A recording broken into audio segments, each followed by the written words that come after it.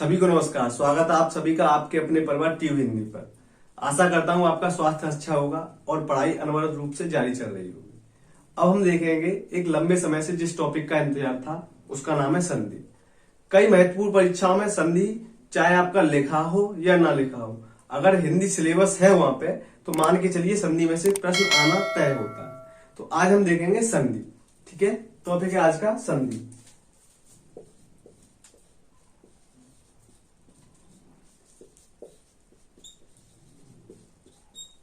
संधि।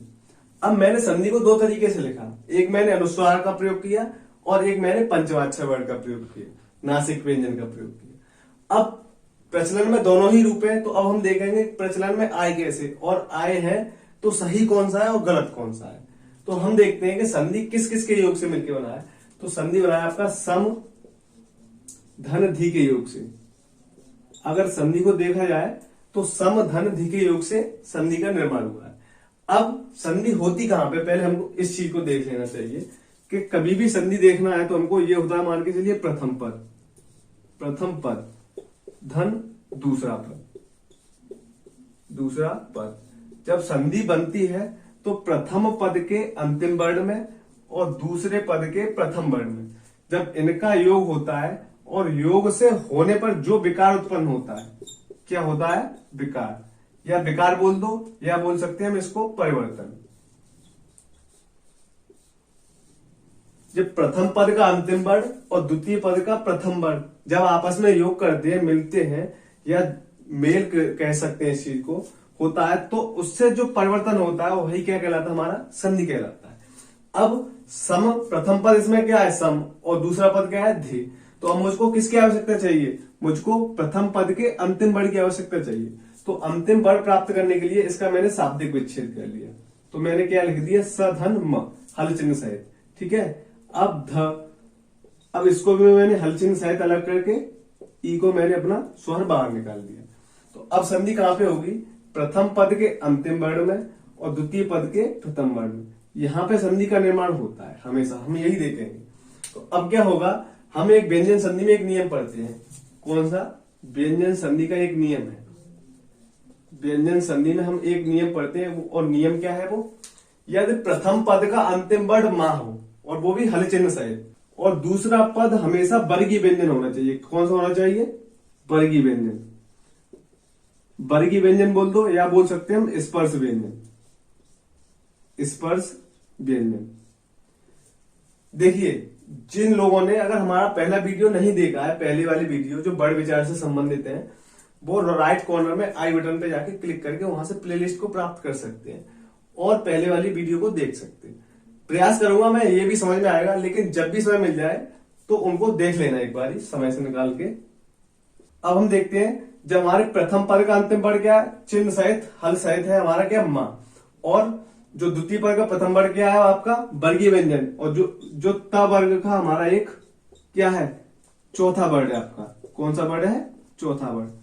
तो अब जब मां के बाद वर्गीय व्यंजन मिल जाता है तो ये मां अपने दो रूपों में बढ़ सकता है। किस किस में बढ़ सकता है, एक तो इसका अनुस्वार बन सकता है, मां का क्या बन सकता है, एक तो अनुस्वार बन सकता है, और जिस वर्ग का वर्ण होता है उस वर्ग का पांचवा वर्ण आ सकता है। तो मैं लिख सकता हूं, जिस वर्ग का वर्ण आता है उस वर्ग का पांचवा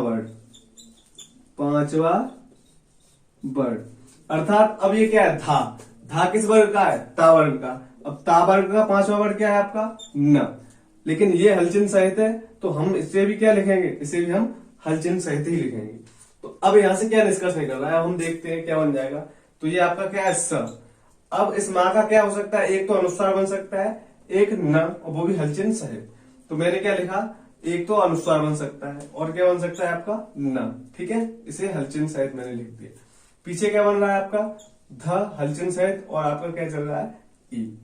अब इसको जब मैं मिलाऊंगा तो पहले मैं एक अनुस्वार लेके दिखा रहा हूं आपको। तो क्या बन जाएगा, जब अनुस्वार आता है तो वो ऊपर चला जाएगा। अब क्या, जब हम धा में ई को मिलाएंगे तो इसका हलचिन्ह खत्म हो जाए, तो क्या बन जाएगा, संधि।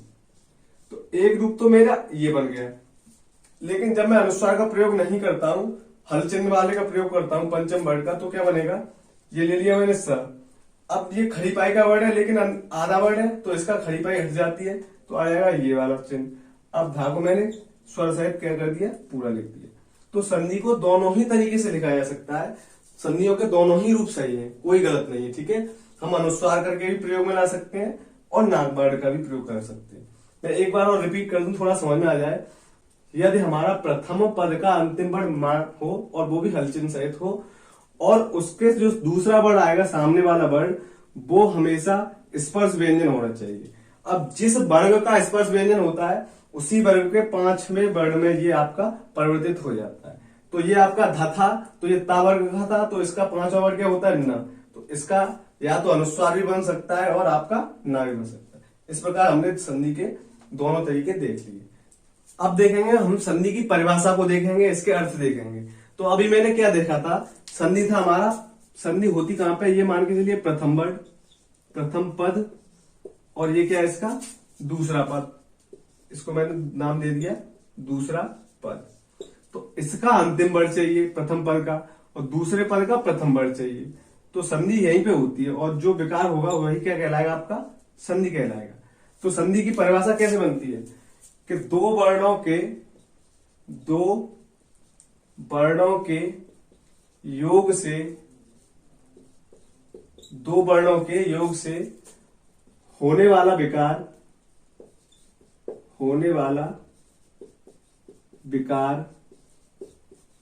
क्या कहलाता है, संधि कहलाता है। संधि कहलाता है। अर्थात प्रथम पद का अंतिम वर्ण और द्वितीय पद का प्रथम वर्ण, जब ये दोनों मिलेंगे तब जो परिवर्तन होता है वही विकार क्या कहलाता है, संधि कहलाता है। इस चीज को विकार बोल सकते हो या परिवर्तन भी बोल सकते हो, बात एक ही है, ठीक है, कोई नया तथ्य नहीं है। तो अब इसका शाब्दिक अर्थ तो वो हमने देख लिया, अब इसका अर्थ भी देख सकते हैं। ये क्या है, इसकी परिभाषा हमने देख ली। अब अगर कोई पूछ ले संधि का अर्थ क्या होता है, तो संधि का अर्थ होता है मेल, या बोल सकते हो जोड़, या मिलाप भी बोल सकते हो, बात एक ही है। हमने देखा ना यहाँ पे क्या हो रहा है, प्रथम पद का और द्वितीय पद का जो वर्ण थे उनका क्या हो रहा है, जोड़ ही तो हो रहा है, मिलाप ही तो हो रहा है। तो यही चीज क्या है, मेल जोड़ मिलाप, या गठबंधन बोल दो, एक ही बात है। तो क्या हुआ, अगर संधि का अर्थ पूछ लिया जाए तो मेल जोड़ मिलाप, और इसका अगर विलोम पूछ लिया है संधि का, तो वो क्या होता है, संधि का विलोम होता है आपका विग्रह। अगर विकल्प में विग्रह ना मिले आपको तो 100% क्या मिल जाएगा आपको, विच्छेद मिल जाएगा। क्या मिलेगा आपको, विच्छेद। देखिए, या तो आपको विग्रह मिल जाएगा, अगर विग्रह नहीं मिला तो फिर आपको क्या मिलेगा, विच्छेद मिलेगा। और यदि दोनों मिल जाए, आपको विग्रह भी मिल जाए और विच्छेद भी मिल जाए, तो हमेशा वरीयता हमको किसको देनी है, विग्रह को देनी है, उसके बाद विच्छेद को देनी है। देखिए, मान के चलिए पहले तो कोई भी आयोग होता है किसी परीक्षा को कंडक्ट कराता है तो विवादित प्रश्नों से बचने का प्रयास करता है, तो वो ऐसे विवादित प्रश्न रखता ही नहीं है। पहले तो अगर बाय द वे आ भी जाए तो हमको सबसे पहले किसको वरीयता देनी है, विग्रह को वरीयता देनी है। हमने देखा संधि की परिभाषा क्या है, दो वर्णों के योग से होने वाला विकार क्या कहलाता है, संधि कहलाता है। और वहीं हमने देखा कि अर्थ क्या है संधि का, मेल जोड़ या मिलाप। इसका विलोम हमने देखा क्या है, विग्रह या विच्छेद। अब प्रश्न बनता है वर्णों के योग से। अब वर्ण मैंने देखा था, वर्ण क्या था, अगर वर्ण को मैंने देखा था तो वर्ण मेरा था स्वर प्लस व्यंजन। तो अब ये भी निर्धारित हो सकता है कि यहाँ पे स्वर भी हो सकता है, यहाँ पे व्यंजन भी हो सकता है, यहाँ पे स्वर भी हो सकता है, यहाँ पे व्यंजन भी हो सकता है। तो अब हम देखेंगे संधि के भेद कितने होते हैं। हेडिंग बना सकते हैं हम, संधि के भेद। अब संधि के भेद हम पढ़ते हैं 3, लेकिन हम पढ़ते चले आ रहे हैं, शायद किसी को कारण पता हो चाहे ना पता हो। आज मैं बताऊंगा आपको, संधि के 2 भी भेद हो सकते थे, 4 भी हो सकते थे, फिर हमने 3 ही क्यों पढ़े संधि के भेद। तो आज हम कारण सहित स्पष्ट करेंगे कि संधि के 3 ही भेद क्यों होते हैं। तो हमने क्या देखा, वर्णों का योग, वर्ण क्या हो सकता है, या तो स्वर हो सकता है या व्यंजन हो सकता है। इन्हीं दोनों चीजों को मिला के हम क्या बोल देते हैं, वर्ड बोल देते हैं। तो अब इसके भेद कितने तरीके से बन सकते हैं। मान के चलिए पहली कंडीशन इसकी ये बनती है कि प्रथम पद का अंतिम वर्ड क्या है आपका, स्वर आ जाए। प्रथम पद का अंतिम वर्ड क्या है आपका, स्वर, और द्वितीय पद का प्रथम वर्ड भी आपका क्या आ जाए, स्वर आ जाए। तो एक कंडीशन इसकी ये बन सकती है। दूसरी कंडीशन क्या बन सकती है, मान के चलिए प्रथम पद का जो अंतिम वर्ड है वो तो स्वर आ जाए, लेकिन जो दूसरे पद का प्रथम वर्ड है वो स्वर ना आके वो क्या बन सकता है, व्यंजन भी आ सकता है, सीधी सी बात है। और तीसरी कंडीशन कितनी, कौन सी बन सकती है, मान लीजिए अब तक तो स्वर स्वर आ रहा था, अब व्यंजन भी आ सकता है। जब प्रथम पद का अंतिम वर्ड क्या हो, व्यंजन हो, और दूसरे पद का प्रथम वर्ड क्या हो, अब स्वर भी बन सकता है यहाँ पे। तो जितनी भी हमारी कंडीशन बन सकती है हम उनको एक बार देख सकते हैं। अगला स्टेप क्या हो सकता है, मान के चलिए प्रथम पद तो आपका व्यंजन ही चल रहा हो, और जो दूसरे पद का प्रथम पद क्या आया आपका, व्यंजन आ जाए। और कंडीशन क्या बन सकती है अगली, इसकी एक कंडीशन ऐसे ही बन सकती है। अब तक हमने देखा स्वर हो सकता है, व्यंजन हो सकता है। मान के चलिए प्रथम पद का अंतिम वर्ड विसर्ग हो आपका, क्या हो, विसर्ग हो, और इसका दूसरे पद का प्रथम वर्ड स्वर हो सकता है। और क्या कंडीशन बन जाएगी एक और इसकी, मान लीजिए इसका विसर्ग ही हो और ये इसका व्यंजन बन सकता है। तो हमने देखा कि जब संधियों का योग होता है, वर्णों का योग होता है, तो वो इन 6 तरीकों से हो सकता है। इसके कितने तरीके हो सकते हैं, 6 तरीके हो सकते हैं। कैसे, जब स्वर स्वर मिल जाए, या स्वर व्यंजन मिल जाए, व्यंजन स्वर मिल जाए, या व्यंजन व्यंजन मिल जाए, विसर्ग स्वर मिल जाए, या विसर्ग व्यंजन मिल जाए। अब कई लोगों के दिमाग में एक डाउट चल रहा होगा कि जब यहाँ पे स्वर स्वर मिल सकते हैं, व्यंजन व्यंजन मिल सकते हैं, तो विसर्ग विसर्ग क्यों नहीं मिल सके। जेन्युइन क्वेश्चन है, बनता है दिमाग में। तो मैं आपको बता दूं कि विसर्ग का प्रयोग प्रथम पद के वर्ड के अंत में तो हो सकता है, परंतु दूसरे पद के प्रारंभ में कभी नहीं होता। अर्थात विसर्ग कभी भी किसी शब्द के प्रारंभ में नहीं आता, अंत में तो आ सकता है लेकिन प्रारंभ में कभी नहीं आ सकता। जैसे हम एक एग्जाम्पल के थ्रू समझ सकते हैं। जैसे हमने एक एग्जाम्पल देखा है प्रातः काल, तो प्रातः काल जब इसको हम देखते हैं तो कैसे बनता है, प्रातः धनकाल। तो अब हमने विसर्ग को कहां पे देखा, प्रथम पद के अंतिम वर्ड के रूप में देखा, लेकिन जो आपका दूसरा पद है उसमें तो हमने कहीं देखा नहीं इसका प्रयोग। तो हम विसर्ग प्लस विसर्ग कभी मिलता नहीं, क्योंकि विसर्ग का प्रयोग दूसरे पद के प्रथम रूप वर्ड के रूप में कभी नहीं होता।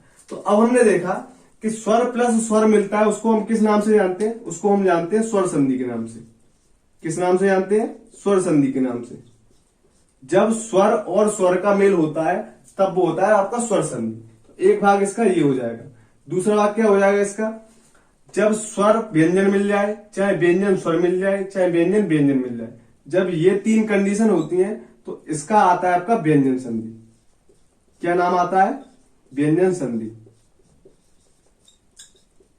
अब एक अन्य देखते हैं, जब विसर्ग स्वर मिलता है और विसर्ग व्यंजन मिलता है, तो जब ये वाली कंडीशन बनती है तो अन्य तीसरा बनता है आपका विसर्ग संधि। विसर्ग संधि। अब मुझे आप बता सकते हैं, अब कोई भेद छूटा है इसमें, 6 के 6 भेद थे। जब स्वर स्वर मिलते हैं तब वो स्वर संधि, जब स्वर और व्यंजन मिलते हैं, या व्यंजन या स्वर मिलते हैं, या व्यंजन व्यंजन मिलते हैं, तो आपका क्या नाम हो जाएगा, आपका व्यंजन संधि। इन 3 के लिए तो या मान के चलिए व्यंजन संधि। जहां विसर्ग और स्वर मिल जाए और विसर्ग प्लस व्यंजन मिल जाए उसको बोल देते हैं हम विसर्ग संधि। मान के चलिए देखो, ये केवल संधि के भेद नहीं है, हमने यहाँ से क्या क्या निष्कर्ष निकाल सकते हैं। अब मान के चलिए अगर कोई स्वर संधि की परिभाषा पूछ ले, पहचान पूछ ले, तो आप क्या बताओगे कि जब स्वर प्लस स्वर का योग होता है उसको हम क्या बोल देते हैं, स्वर संधि बोल देते हैं। अब व्यंजन संधि का पहचान कैसे बता सकते हैं हम यहाँ से, स्वर प्लस व्यंजन, व्यंजन प्लस स्वर, या व्यंजन प्लस व्यंजन के योग से जो विकार उत्पन्न होता है वो क्या कहलाता है, हमारा व्यंजन संधि कहलाता है। ऐसे विसर्ग संधि की पहचान हम बता सकते हैं कि जब विसर्ग प्लस स्वर या विसर्ग प्लस व्यंजन के योग से जो विकार उत्पन्न होता है वो क्या कहलाता है, विसर्ग संधि कहलाता है। तो कोई कठिन चीज नहीं है, केवल हमको कठिन क्यों लगती रही है हमको हिंदी, क्योंकि हमने उसको रटना प्रारंभ कर दिया। जहां जो चीज हमको समझने के लिए उपयुक्त है तो रटने की आवश्यकता है ही नहीं। अब रटेंगे, कई चीजें ऐसी होती है जिनको हमें रटना चाहिए, तो जो चीज समझी जा सकती है उसको रटने की आवश्यकता कहां रह जाती है। तो हिंदी है हमारा समझने का विषय, ठीक है।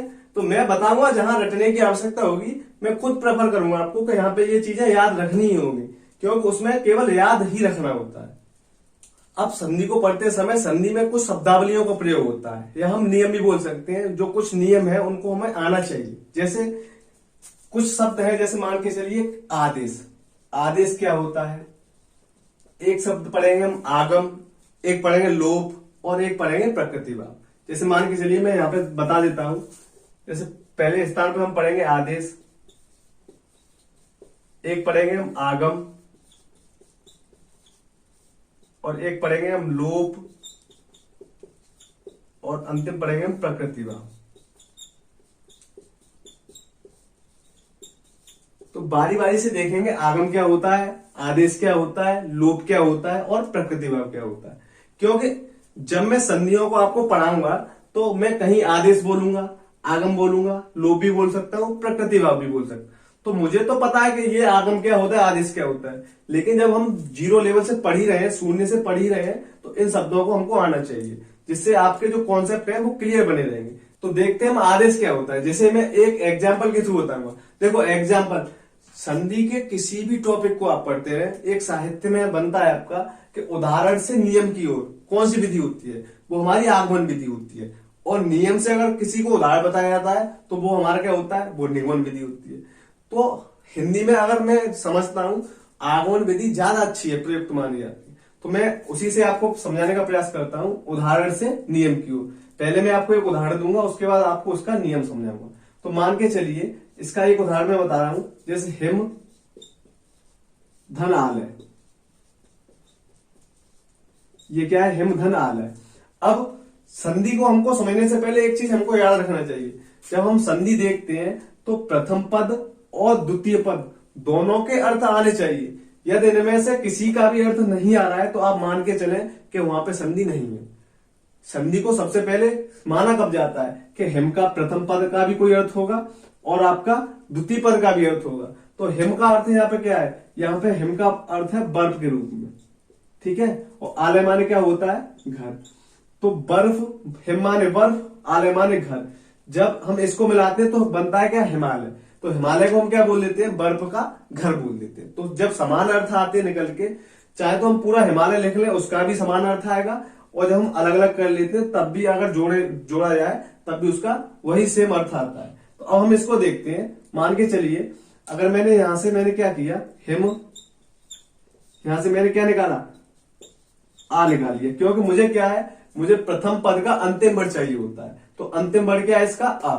अब इसका मुझे द्वितीय पद का भी अंतिम वर्ड चाहिए, प्रथम पद चाहिए होता है। तो मैंने इसका प्रथम पद क्या ले लिया, दीर्घ, और इसमें बचा क्या आपका लय। तो अब संधि होती कहां है, प्रथम पद के अंतिम वर्ण में और द्वितीय पद के प्रथम वर्ण में। अब जो ये संधि होगी तो अब आ धन आ मिलके क्या हो जाता है आपका, दीर्घ हो जाता है। ये हम आगे देखेंगे जब हम संधियों के भेद पढ़ेंगे, स्वर संधि पढ़ेंगे, व्यंजन संधि पढ़ेंगे, तब मैं बताऊंगा। लेकिन अभी केवल मुझे आदेश को परिभाषित करना है, समझाना है, इसलिए बता रहा हूं। तो अब मैंने देखा आ और दीर्घ आप किस में परिवर्तित हो गए, दीर्घ में परिवर्तित हो गए। तो अब ये वाली चीज क्या बोली जाएगी, ये चीज बोली जाएगी आदेश। अर्थात कहने का तात्पर्य क्या है, पूरा अगर निष्कर्ष निकाला जाए तो इसका तात्पर्य यही है कि जब दो नए वर्ड मिलके किसी एक नए वर्ड का निर्माण कर देते हैं तो वह क्या कहलाता है, आदेश कहलाता है। दोबारा से समझे, जब कोई दो वर्ड मिलकर किसी नए वर्ड का किसी अन्य वर्ड का उत्पन्न कर देते हैं, उत्पत्ति कर देते हैं, वो क्या कहलाता है, आदेश कहलाता है। तो हम इसको लिख सकते हैं,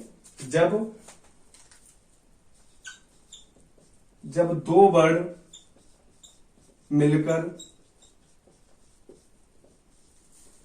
किसी अन्य नए वर्ड का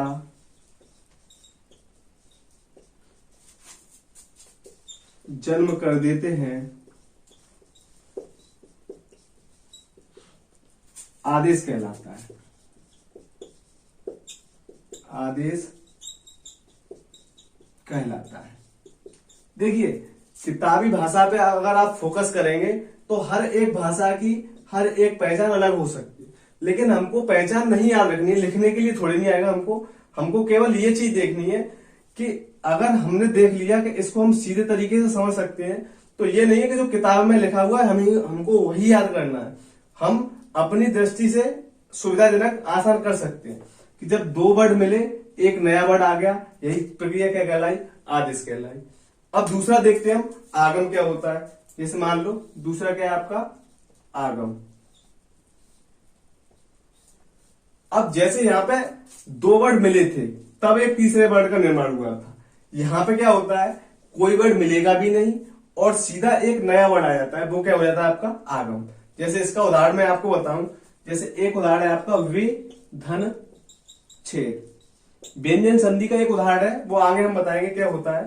तो लेकिन जब ये बनता है तो क्या बन जाता है आपका, विच्छेद बन जाता है।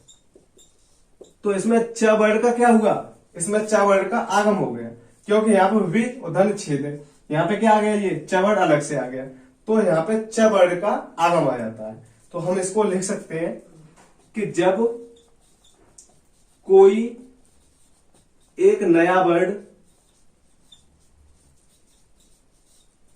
आ जाए आगम कहलाता है, आगम कहलाता है।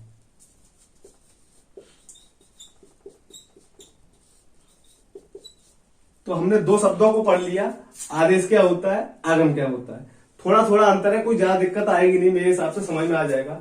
जब दो वर्ड मिलके एक नए वर्ड का जन्म कर दें तो वो आदेश होता है। जब कोई वर्ड मिले ही नहीं और खुद से एक वर्ड आ जाए तो वो क्या कहलाता है, वो आपका आगम कहलाता है। अब हम देखेंगे लोप, क्योंकि हमने आदेश भी देख लिया, आगम भी देख लिया, अब देखेंगे हम लोप। तो हेडिंग बना लेते हैं हम, लोप। लोप तो नाम से ही स्पष्ट है, गायब हो जाना एक तरीके से। तो मैं क्या लिख सकता हूं, गायब हो जाना, गायब हो जाना। किसी वर्ड का गायब हो जाना क्या कहलाता है, लोप कहलाता है। जैसे मान के चलिए एक उदाहरण है मेरा, जैसे मान लो यौवन धन अवस्था, तो इसका मिलके बनता है युवावस्था। क्या बनता है, युवावस्था। अब आप देख रहे होंगे कि यहाँ पे मेरा क्या था, हल चिन्ह सहित आपका न वर्ड था, और जब संधि का प्रयोग हो गया, बन गया, तो यहाँ पे मेरा न वर्ड नहीं है, तो इसका क्या हुआ, न वर्ड का क्या हो गया, लोप हो गया, अर्थात वो गायब हो गया। तो यह प्रक्रिया क्या कहलाती है, लोप कहलाती है। अब एक चीज आती है प्रकृति भाव। प्रकृति भाव क्या होता है, इसे भी हम समझ लेते हैं। प्रकृति भाव, तो जब हमारा न तो कभी आदेश हो, न आगम हो, न लोप हो, अर्थात इन तीनों प्रक्रिया में से कुछ नहीं होता, सामान्य रूप रहता है, तो वो क्या कहलाता है, प्रकृति भाव कहलाता है। जैसे मान के चलिए प्रकृति में जो चीज जिस रूप में आई है उसी चीज उसी रूप में रहे, तो वो क्या कहलाएगा, आपका प्रकृति भाव कहलाएगा। अर्थात अगर इसका देखा जाए तो कोई परिवर्तन नहीं होता, कोई परिवर्तन नहीं होता, कोई परिवर्तन नहीं होता है। अब आपका यहाँ पे एक प्रश्न बन सकता है, डाउट आ सकता है कि जब कोई परिवर्तन ही नहीं होता है तो वहां पे संधि होती नहीं है। मैंने क्या बताया आपको कि संधि कहां पे होती है, जब प्रथम पद का अंतिम वर्ण और द्वितीय पद का प्रथम वर्ण जब आपस में मिलकर जो विकार करते हैं या परिवर्तन करते हैं, तब वो क्या कहलाता है, संधि कहलाता है। और मैं प्रकृति भाव में चिल्ला चिल्ला कर बता रहा हूं कि यहाँ पे कोई परिवर्तन नहीं होता, तो फिर संधि कैसे हो सकती है। देखिए समझिए, दो चीज होती है, एक होती है आपकी संधि, क्या होती है आपकी, एक होती है संधि, एक होता है संयोग। जब तक हम दो शब्दों को नहीं समझ पाएंगे तब तक हम आगे नहीं बढ़ सकते। तो संधि तो जब परिवर्तन होता है तभी होती है, लेकिन साथ साथ में एक नियम भी याद रखना है हमको कि अगर संधि में कोई परिवर्तन नहीं हो रहा है तो उसके अगर पीछे कोई नियम निहित है तब तो ठीक है, अगर नियम निहित नहीं है तो फिर वो संयोग होता है। और जब संयोग होता है तो वो वाली प्रक्रिया क्या कहलाती है हमारी, वो संधि नहीं कहलाती है। संधि होगी और कोई परिवर्तन भी नहीं होगा तो उसका कोई ना कोई नियम जरूर रहा होगा। संयोग में ऐसा कोई नियम नहीं होता। जैसे मान के चलिए मैं संयोग का एक एग्जांपल बताता हूं आपको, जैसे चाय धन वाला। अब जब इसको मिलाओगे आप तो क्या बन जाएगा आपका, चाय वाला। तो यहां पे तो कोई संधि है ही नहीं। अगर देखा जाए तो चाय धन वाला सीधा सीधा क्या हो गया, ये तो एक संयोग का पद है। जैसे एक शब्द और समझ सकते हैं आप, जैसे मैंने बता दिया पान धन वाला, तो इसका क्या बन जाता है, पान वाला।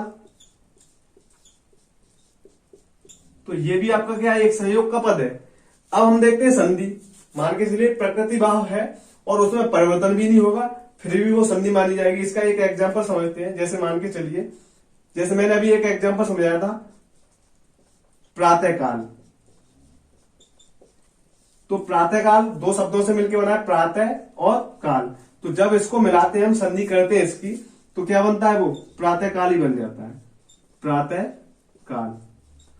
तो अब ना तो इसमें किसी का आदेश हुआ, ना किसी का आगम हुआ, ना लोप हुआ। जैसा मेरा इधर है वैसे ही मेरा उधर आ गया। तो ये वाली चीज क्या कहलाई, हमारी प्रकृति भाव कहलाई। यहाँ पे हम एक नियम पढ़ते हैं कि यदि विसर्ग से पहले एक नियम है हमारा, विसर्ग से पहले क्या है, आ वर्ड आया आपका, ठीक है। और दूसरा पद है, जो दूसरा पद है उसमें क्या है आपका, का वर्ड आ जाए, तो फिर इसमें कोई परिवर्तन नहीं होता, सीधा का सीधा ऐसे ही लिख दिया जाता है। वहां पे कौन सी संधि होती है, हमारी प्रकृति भाव संधि बन जाती है। ये एक संधि भी पढ़ेंगे हम आगे चल के, लेकिन हम ये हिंदी में नहीं पढ़ते, ये संस्कृत मूल व्याकरण में पढ़ते हैं प्रकृति भाव संधि। तो हमको केवल हिंदी में केवल 3 ही संधियां पढ़नी पड़ती हैं, और वो है आपकी स्वर संधि, व्यंजन संधि और विसर्ग संधि, जिनको हम आराम से अच्छे तरीके से प्रयास करेंगे पढ़ने का। तो अब तक हमने क्या देखा, हमने देखा कि संधि कैसे कैसे बनती है, या संधि को 2 रूपों में लिखते हैं, हम कैसे कैसे लिख लेते हैं ये देख लिया हमने। संधि के प्रकार देख लिए, अर्थात संधि के 6 तरीके से 3 भेद किए जा सकते थे। जब स्वर प्लस स्वर मिलके देखा था हमने, स्वर प्लस व्यंजन देखा था। इस प्रकार संधि के 3 भेद कौन कौन से आगे थे हमारे, स्वर संधि, व्यंजन संधि और विसर्ग संधि। वहीं साथ साथ हमने क्या देख लिया, आगम क्या होता है, आदेश क्या होता है, लोप क्या होता है और आपका प्रकृति भाव क्या होता है। तो आज अब हम देखेंगे जो हमने भेद पढ़े थे, 3 भेद पढ़े थे, और वो कौन कौन से पढ़े थे। पहला पढ़ा था हमने स्वर संधि, स्वर संधि। दूसरा क्या था आपका, दूसरा आपका था व्यंजन संधि, व्यंजन संधि। और अंतिम क्या था आपका, विसर्ग संधि, विसर्ग संधि। तो अब हम इसमें देखेंगे, अब हेडिंग बना लेते हैं हम, स्वर संधि क्या होती है। अब हेडिंग बना ले, स्वर संधि।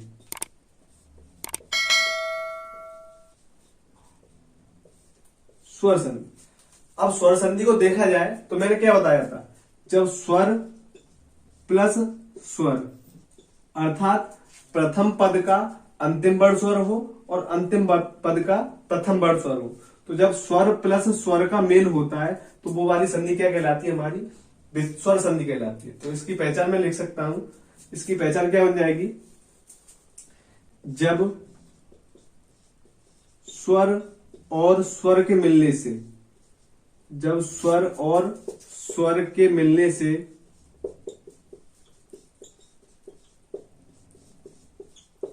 जो विकार उत्पन्न होता है, जो विकार उत्पन्न होता है, जो की जगह जब लिख सकते हैं, जब विकार उत्पन्न होता है क्या कहलाती है, स्वर संधि कहलाती है, स्वर संधि कहलाती है। अब हम देखेंगे स्वर संधि कब बनती थी हमारी, स्वर प्लस स्वर के मेल से। जब स्वर और स्वर मिलता था, अर्थात जब प्रथम पद का अंतिम वर्ण स्वर होता था और द्वितीय पद का प्रथम वर्ण स्वर होता था, तब वो हमारा क्या कहलाता था, स्वर संधि कहलाती थी। अब हम देखेंगे स्वरों की संख्या कितनी होती है। स्वरों की संख्या हमारी 11 होती है, अर्थात मैं क्या बोल सकता हूं, 11 प्लस 11 का योग भी क्या कहलाएगा, हमारा स्वर संधि ही कहलाएगा। इस चीज को एक एग्जाम्पल के जरिए समझ लिए। मान लीजिए प्रथम पद का अंतिम वर्ण आपका क्या हो, आ हो, तो अब अंतिम पद का प्रथम वर्ण क्या हो सकता है, आ भी हो सकता है, दीर्घ आ भी हो सकता है, ऐसे डॉट डॉट डॉट डॉट करके आपका ओ दीर्घ ओ तक हो सकता है, अर्थात 11 में से कुछ भी हो सकता है। ऐसे यहां पे मान के चलिए आ की जगह पे इन 11 में से कुछ भी हो सकता है। कहने का तात्पर्य यह है कि प्रत्येक स्वर अपने साथ साथ अन्य 10 स्वरों से भी योग करता है, तो वो वाली प्रक्रिया क्या कहलाती है, हमारी स्वर संधि कहलाती है। अर्थात प्रत्येक स्वर अपने साथ साथ शेष अन्य स्वरों के साथ भी योग करता है, तब वो हमारा क्या बनता है, स्वर संधि कहलाती है। अब हम देखेंगे स्वर संधि के भेद। हमने देखा था संधि के भेद कितने थे, 3 भेद थे, स्वर संधि, व्यंजन संधि और विसर्ग संधि। अब सबसे पहले पहला भाग था हमारा स्वर संधि। अब स्वर संधि हमने देख लिया। स्वर संधि क्या था? जब स्वर और स्वर से जो विकार उत्पन्न होता है, अर्थात जब स्वर और स्वर का जब जोड़ होता है, मेल होता है, तो जब मेल होने के बाद जब विकार उत्पन्न होता है, वह प्रक्रिया क्या कहलाती है? हमारी स्वर संधि कहलाती है। अब हम स्वर संधि के भेद देखेंगे। तो स्वर संधि के भेद, हमने स्वरों की संख्या देखा था, कितना था? स्वरों की संख्या हमारी थी 11। तो हमने देखा था, अगर मैं एक बार यहाँ पे लिख लूं स्वर, तो कौन कौन से स्वर हो जाएंगे? आ, दीर्घा, ई, दीर्घी, उ, दीर्घु, री, ए, दीर्घे, ओ और दीर्घु। ये हमारे कितने थे? 11 स्वर थे। तो अब स्वर हमारा देखते हैं हम, जब आ और दीर्घा मिले, ई और दीर्घी मिले, उ और दीर्घु मिले। कहने का मतलब क्या है? जब समान जाति के स्वर आपस में मिलते हैं, तो जब ये वाली प्रक्रिया कहलाती है हमारी दीर्घ स्वर संधि। नंबर 1 बन जाएगा आपका कौन सा? दीर्घ स्वर संधि। अर्थात समझने का प्रयास करें, जब आ और दीर्घा मिल जाए, ई या दीर्घी मिल जाए, उ या दीर्घु मिल जाए, तो जब मिलते हैं तो ये अपने दीर्घ में आदेश हो जाते हैं। मतलब आ और आ मिलेगा तो अपना दीर्घ बन जाता है, इसलिए इसका नाम क्या पड़ा? दीर्घ स्वर संधि। अब इसका दूसरा भेद क्या होगा आपका? समझने का प्रयास करना एक बार। जब आ और आ मिला तब हमारा दीर्घ बना इसका। जब आ या दीर्घ आ का प्रयोग इनके साथ हो, ई मिल जाए, उ मिल जाए, या इसी के साथ री मिल जाए आपका, जब आ या दीर्घ आ का मेल ई या दीर्घी से हो, या उ या दीर्घ से हो, या री से हो, तो क्रम से ये किसमें बदलते हैं? ये अपना ए में बदलता है, ये अपना ओ में बदलता है, और ये अर में बदलता है। समझना? जब आ और दीर्घ आ का मेल ई या दीर्घी से हो, उ या दीर्घ उ से हो, या री से हो, तो ये क्रम से ए में, ओ में, अर में आदेश हो जाते हैं। तो जब ये गुणादेश बनता है, तो ये वाली संधि कौन सी बनती है आपकी? गुण स्वर संधि। गुण स्वर संधि। यहां पे मैं लिख दे रहा हूं दीर्घ स्वर संधि के सामने क्या कंडीशन रहती है। जब देखेंगे आ या दीर्घा, प्लस यहां पे भी क्या मिलेगा आपको? आ या दीर्घा, तो इसका आदेश क्या होता है? दीर्घा में ही आदेश हो जाता है।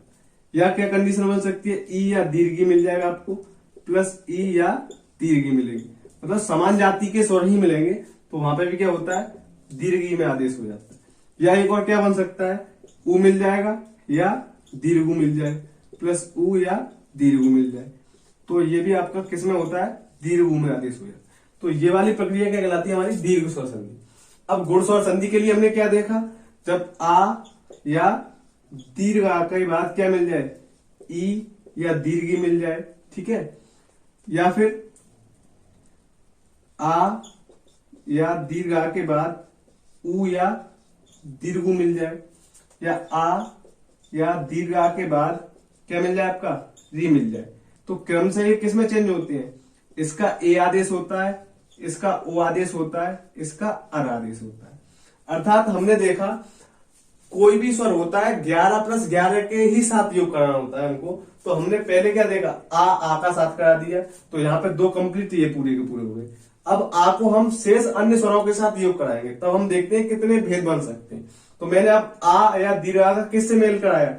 मैंने ई से करा दिया, नेक्स्ट मैंने उ से करा दिया, और मैंने अब री से करा दिया। तो जब मैंने ई से कराया, तो आ और दीर्घा, ई और दीर्घी जब आपस में मिले तो क्या आदेश हुआ? ए आदेश हो गया। जब उ से मिलेगा तो ओ आदेश हो जाएगा, जब री से मिलेगा तो अर आदेश हो जाएगा। देखिए, मान के चलिए यहाँ पे मैं आपको भेद समझा रहा हूं, लेकिन यहाँ से बहुत प्रश्न क्लियर हो रहे हैं। यहाँ से हर एक संधि की पहचान भी निकल रही है कि जब आ या दीर्घ आ के बाद ई या दीर्घी है, उ या दीर्घ उ आ जाए, री आ जाए, तो क्रम से ए और ओ और अर में बदलने की प्रक्रिया क्या कहलाती है? गुण स्वर संधि कहलाती है। तो यहाँ से कई कॉन्सेप्ट क्लियर हो जाएंगे आपके। अब हमने क्या देखा? आ का योग कहां तक हो गया? री तक हो गया। अब हम कहां तक ले जाएंगे इसको?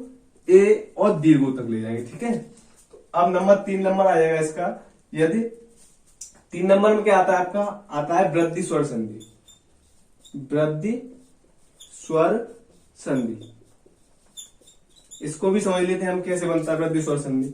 जब आ या दीर्घ आ का प्रयोग किससे हो? ए या दीर्घ ए से योग होता है इसका, तो ये अपने किस में वृद्धि में चेंज हो जाती है ए, तो इसका क्या बन जाता है, दीर्घ ए बन जाता है। ठीक है, और ऐसे ही हमने देखा अ या दीर्घ आ का योग जब ओ या दीर्घ ओ से होता है तो ये भी अपने वृद्धि में ही परिवर्तित हो जाता है और वो क्या बन जाता है, दीर्घ ओ बन जाता है। ठीक है, ये भी हमने यहां से देख लिया। तो जब दीर्घ में बदल जाता है, वृद्धि में बदल जाता है, तो ये वाली प्रक्रिया क्या कहलाती है, हमारी वृद्धि स्वर संधि। अब तक हमने क्या देखा, हमने आ या दीर्घ आ का शेष अन्य सभी स्वरों से मेल कर दिया। अब नंबर आता है आपका ई दीर्घी का, ऊ दीर्घू का, री का, ए का और इन का। तो हम बारी बारी से इनको भी देखते हैं। अब तक हमने क्या देखा, आ और दीर्घ आ का हमने शेष अन्य सभी स्वरों से योग करा दिया था। अब बारी आती है ई और दीर्घ ई की। तो हम देखेंगे, हमने 3 भेद तो पहले ही देख लिए थे, हमने देखा था दीर्घ, गुण और वृद्धि। अब अंतिम चौथा आता है आपका यड़, यड़ स्वर संधि। यड़ स्वर संधि कब बनती है, हम ये देखेंगे।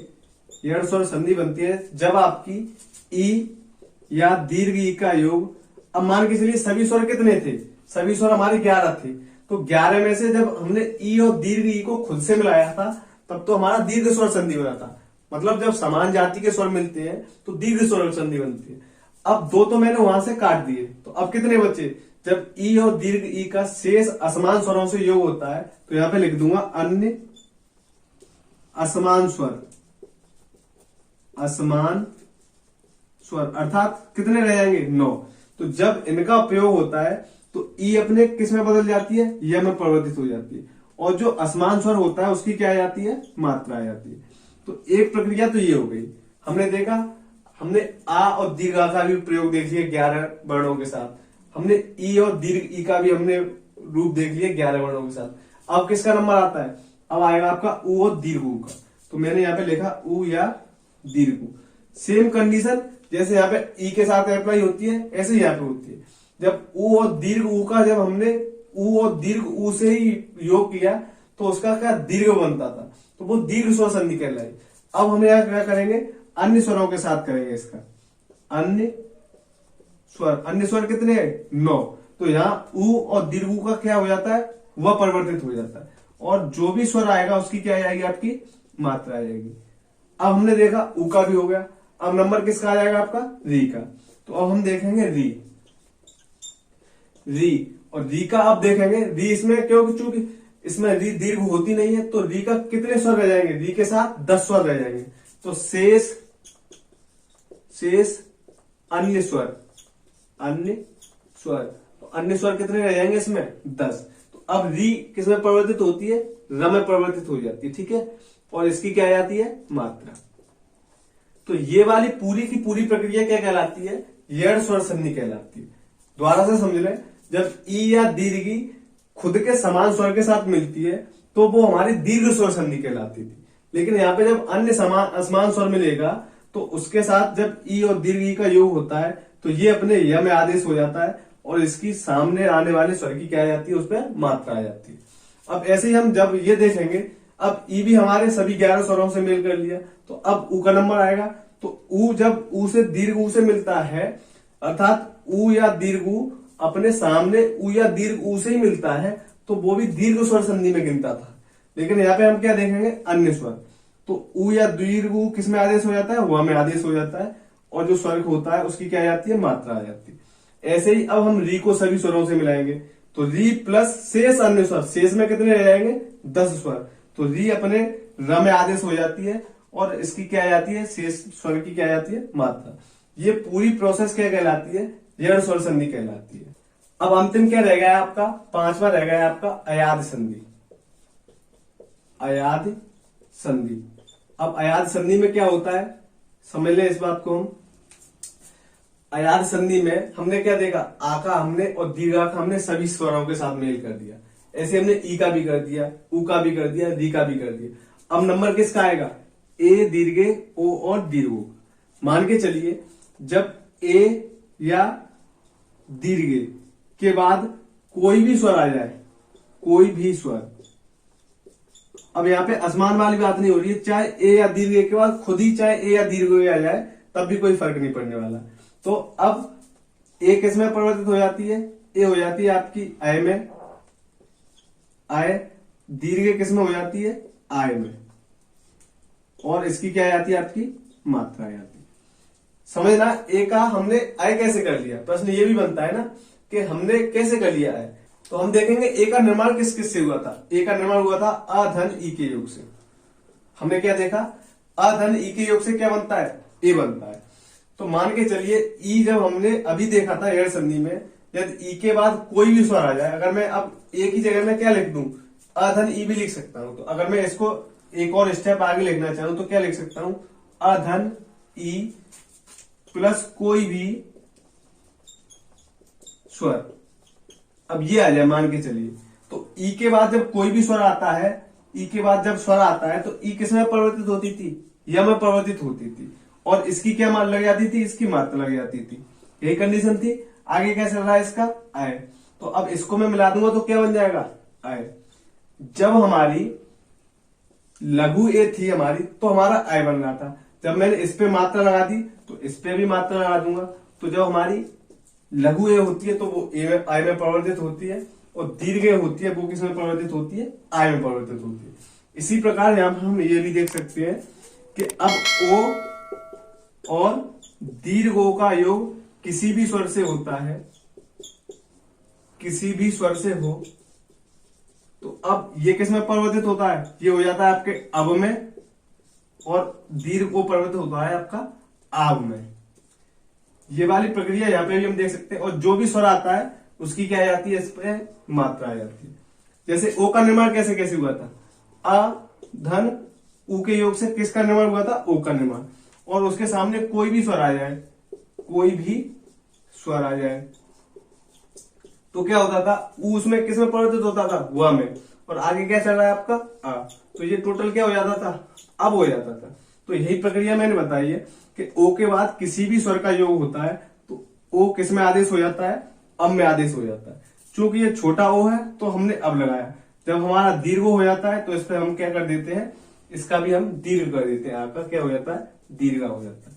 तो पूरा का पूरा निष्कर्ष क्या निकला, जब ए और दीर्घ ए के बाद कोई भी स्वर आता है तो ए अपने अय में, दीर्घ आय में परिवर्तित हो जाती है, और जो भी स्वर आता है उसकी क्या आ जाती है, मात्रा आ जाती है। और ऐसे क्या होता है, ओ या दीर्घो के बाद कोई भी स्वर आता है तो ओ अब में और औ आम में परिवर्तित हो जाता है, और जो सामने स्वर होता है उसकी क्या आ जाती है, मात्रा आ जाती है। तो आज की वीडियो हमने क्या क्या देख लिया, आज की वीडियो हमने देखा था संधि क्या होती है, संधि कैसे कैसे, हमने संधि के 2 रूप भी देख लिए, संधि का प्रकार भी देख लिया, संधि के 3 भेद देखे हमने, स्वर, व्यंजन, विसर्ग। फिर उसके बाद हमने स्वर संधि की पहचान देखी कि जब स्वर प्लस स्वर का योग होता है तो वो हमारी स्वर संधि कहलाती है। अब हमने स्वर संधि के भेद भी देखे कि स्वर संधि के 5 ही भेद क्यों होते हैं। हम पढ़ते तो चले जाते हैं कि 5 ही होते हैं, तो हमने ये देख लिया कि सभी स्वरों का शेष अन्य स्वरों से हम योग कराते हैं। तो जितनी भी कंडीशन बन सकती थी तो वो यही 5 तक रह जाती थी, क्योंकि अब ओ और दीर्घ ओ के बाद हम किसी अन्य से स्वर करा ही नहीं सकते थे, मेल करा ही नहीं सकते थे। तो ये अंतिम था, अंतिम था, तो इसके 5 ही वो बने आपके, कितने बचे, 5 बने आपके। इसलिए स्वर संधि के 5 ही भेद होते हैं, वो हमने बारी बारी से देख ली। अब आगे आने वाली वीडियो में हम देखेंगे सबसे पहले स्वर संधि का पहला भेद, दीर्घ स्वर संधि। यदि आपको ये हमारा वीडियो पसंद आया हो तो वीडियो को लाइक करें, चैनल को सब्सक्राइब करें और उसकी बेल आइकन को प्रेस कर दें, जिससे कि जो आपके नोटिफिकेशन है हमारी आगामी वीडियो के वो आपको समय से मिलते रहते हैं। धन्यवाद।